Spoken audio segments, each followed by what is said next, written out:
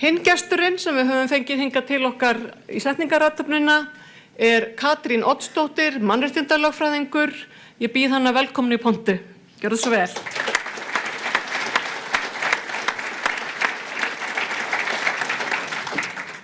Jæja, kæru jafnaðarmenn. Alltaf nú gaman að fá að koma til ykkar og ávarpa fundin ykkar. Nei, nú lýg ég. Það hefur nefnilega ekki alltaf verið gaman að ávarpa fundin ykkar. Það var til dæmis mjög leiðinlegt að ávarpa fundin ykkar árið 2013 þegar forystaflokksins ákvað að gefast upp á baráttu fyrir nýrri stjórnarskrá á dramatískum lokametrum kjörtímabilsins þar sem þið sátu við völd. Þá voru þau þung hingað sporin mín til ykkar. En ég hef bara 7-10 mínútur og ég ætla að nýta þér vel og það ger ég með því að horfa fram en ekki aftur. Nú nefnilega aftur orðið mjög gaman að fá að tala við ykkur. Kæra Samfylking jafnaðarmanna. Og heyrið hvað þetta er fallegt nafn. Samfylking jafnaðarmanna. Mér finnst þess að þið séu að finna taktinn aftur. Taktinn sem gerir ykkur kleift að standa undir þessu fallega nafni. Og mér finnst magnað að horfa á ykkur rísa upp úr þessum veikindum sem sum okkar töldu að myndu hreinlega enda með dauðfalli þessar hreyfingar. Og þess vil ég byrja því að óska ykkur einlæglega til hamingju með að vera aftur komin á sporið og með ykkur ganga sem allra best að halda áfram á því. Mér langar til að nota tímann sem ég fæ hér með ykkur í dag til að tala tvennt. Annars vegar gildi og hins vegar nýju stjórnarskrána. Ég ætla að láta þess getið að ég er formaður stjórnarskrárfélagsins og ég er alls ekki hlutlaus í þessu máli og allir aðrir lögfræðilegir fyrirvarar sem þið megið pota þarna inn.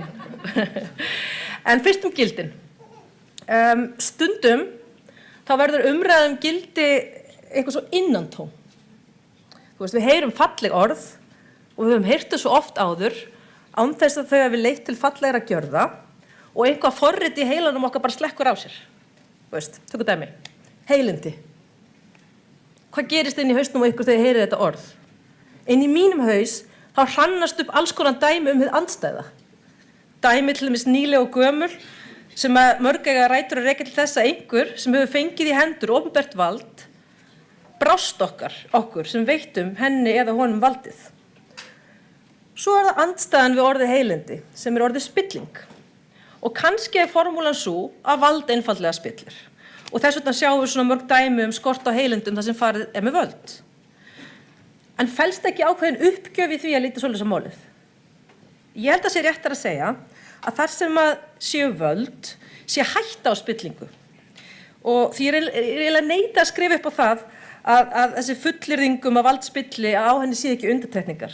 Og ég reyndar held að konan sem ég fæ nú að horfa hérna beint í augun á akkurat núna, hún Jóhanna Sigurðardóttir ykkar, sé ágætis dæmi það að völd spilla alls ekkert alltaf.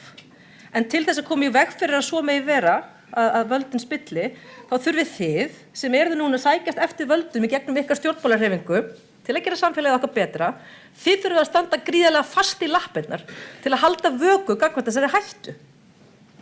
Og ég held að besta meðalið við þessari sleipu braut sem völdin varða í átt af spillingu sé gegnsæi. Og ef þið vinnið alltaf með gegnsæjum hætti og leyfið öðrum að koma að ákvörðunum sem reynast ykkur erfiðar með ykkur, þá held ég að möguleikar á heilindum aukist verulega. En til þess að geta tamið sér vinnubrögð sem ýta undir heilindi, þá þarf hugrekki. Að því umhverfið sem við erum í ekkert alltaf sérstaklega hliðhollt því að það sé unnið með svona gegnsæjum og inclusive hætti. Ég veit ekki til hvað gott orðið verið svona inclusive. Ég leiti eftir því. Bíð eftir að sjá það í ykkur á fundargerð landsfundar Samfylkingarinnar. En hugrekki er annað gildi sem aldrei of oft fjallað Ég held að Aristóteles hafi sagt að menn verða bara hugrekkir af hugrekkum gjörðum. Og þetta er merkilegur sannleikur. Við getum ekki sagst vera hugrökk, frekar en við getum fullyrt að við séum heiðarleg og það með áunnið okkur slíka dyggð. Við getum bara verið það. Og stundum það alveg ógeðslega erfitt. En með því gangi gegnum aðstæður sem krefjast hugrekkis aftur og aftur, þá smám saman grefur það sig í okkur og veitir okkur styrk til frekara hugrekkis, trúi ég. Og þess vegna segi ég, verið hugrökk svo þið verðið hugrökk.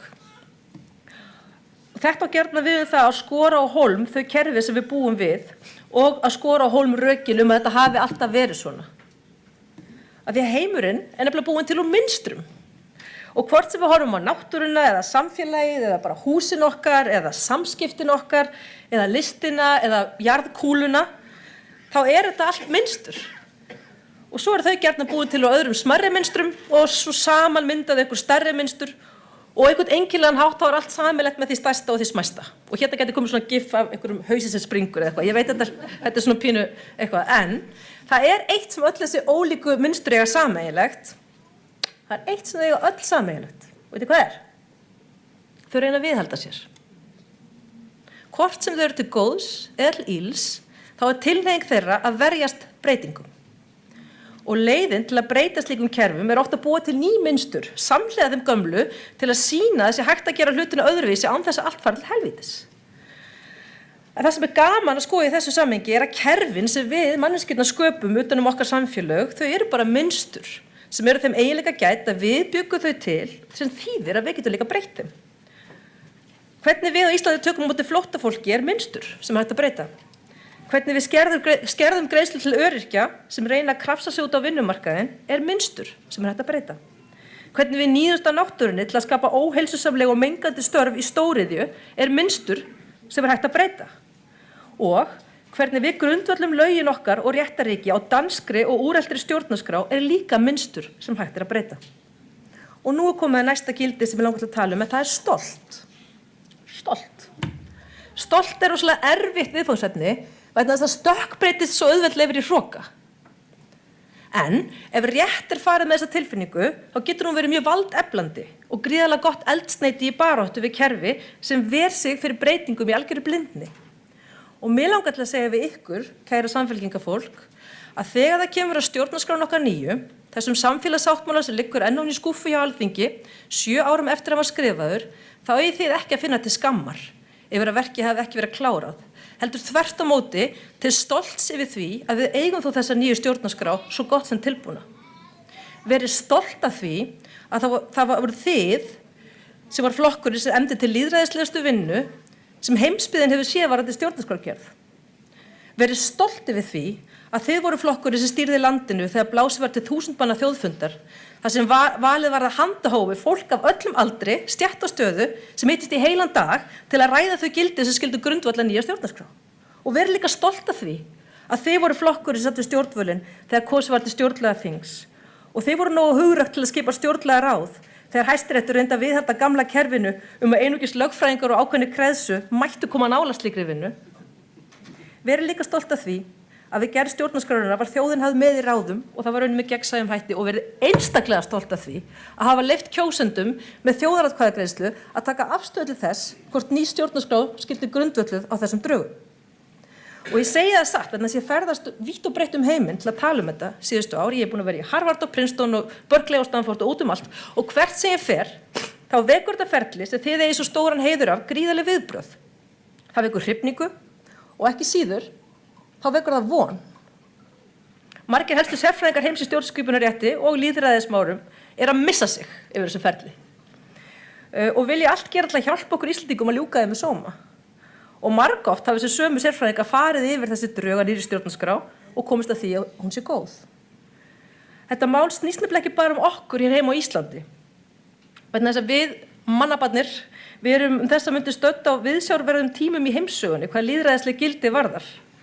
Og við sjáum svo víða stefna í óefni, þar sem hatur og fordómar ná fótfestu í opinberu stjórnkerfum ríkja sem hafa kennt sig við frelsi og mannréttindi. Á slíkum stundum eru vonanestar nýjar leiðir og visku almennings gríðarlega mikilvægar. Og þið hafðuð á sínum tíma hugrekki til að fara þessa nýju leið og verið að því virkilega stolt.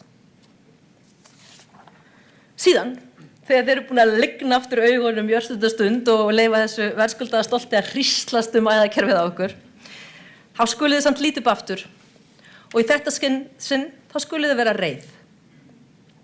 Verið reiði við því að ætlunarverk ykkar hafi verið stöðvað. Verið reiði við því að ekki sé búið að lögfesta í landinu okkar stjórnarskrá sem tryggir að auðlindir verði þjóðareigu og að samfélagið fái sanngjarnt endurgjald fyrir nýtingu þeirra. Að réttur náttúrunnar verði verndaður með strangara hætti en finnst í nokkurri annarri stjórnarskrá. Að atkvæði á landinu vegi jafnt. Að skilið verði milli framkvæmdavalds og löggjafarvalds og að þjóðin geti kallað til sín mál í þjóðaratkvæðagreiðslu. Verið reiði við því að þrátt fyrir stuðningur við nýja stjórnarskrá á meðal almennings aukist á hverju árinu, þá leyfi minnihluti þingmanni sér að stöðva málið. og látið þessa reiði aldrei brenna ykkur upp og aldrei breytast í hatur, en notið hana hins vegar til að berjast. Og þá spyr maður kannski við hvað þurfum við að berjast, eða við. Við þurfum að berjast við þann minnihluta þjóðarinnar sem segir lögfestingu nýrrar stjórnarskrár skapi hættulega óvissu og vill þannig ala á ótta og gefi skyn að þetta mál sé of flókið fyrir almenning til að skilja. Við þurfum að berjast við þann minnihluta þingmanna sem segja að ný stjórnarskrár verði bara sett í sátt allra. Og við þurfum að berjast við þann minnihluta elitista sem segir okkur að við fáum ekki nýja stjórnarskrá af því það séu sérfræðingar sem eigi að skrifa grunnlögin í landinu. Og eftir að við höfum barist í þessa hópa, þá munum við vinna. Því kæru vinir, þetta stóra mál er ekkert annað en lokahnykkurinn á sjálfstæðisbaráttu okkar þjóðar og hana munum við sigra.